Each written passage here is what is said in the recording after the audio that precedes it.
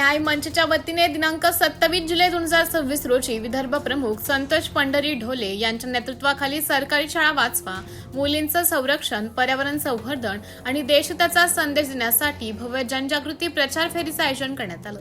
या प्रचार फेरी दरम्यान न्याय मंचचे संस्थापक अध्यक्ष ॲडव्होकेट सिद्धार्थ दंडी यांनी उपस्थितांना मार्गदर्शन केलं।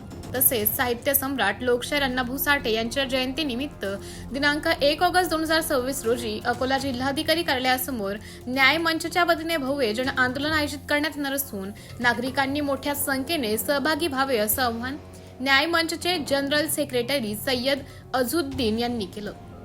जनजागृती प्रचार फेरीची सुरुवात जुने शहरातील छत्रपती शिवाजी महाराजांच्या पुतळ्यास पुष्पहार अर्पण करून करण्यात आली। त्यानंतर शहरातील विविध भागातून रॅली काढण्यात आली आणि सायंकाळी अशोक वाटिका येथे तिचा समारोप झाला।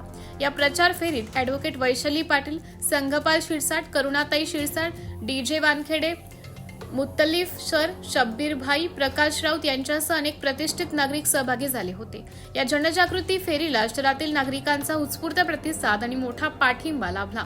सत्यशोधक न्यूज चॅनलसाठी संपादक Santosh Gavai, Akola. Subscribe now and press the bell icon. Never miss an update.